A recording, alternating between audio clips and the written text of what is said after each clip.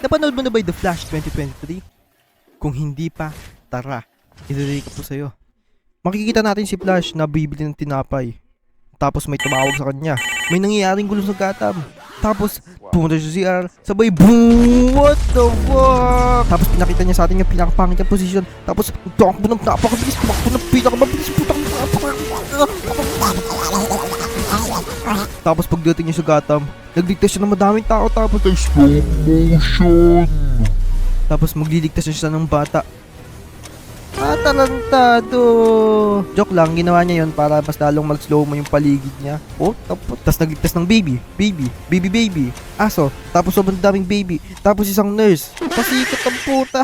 Tapos makikita natin si Batman, nasa Batmobile, pinaghahabol niya yung turista, sabay boom, bang, bang, bang, sabit-sabit, siko-siko, sipa-sipa, untog-untog, talon-talon, bunggo-bunggo, tapos sabit-sabit ulit. Tapos pinakita kami ni Batman, nahihirapan si Batman, sabay, tapos dumating si Wonder Woman ng late. Sobrang late. Tapos dumating na din si Flash. Tapos pumunta na siya sa bakery kanina para kuhanin yung tinapay niya nang may masagwang mata. Agad-agad siyang pumunta sa trabaho niya.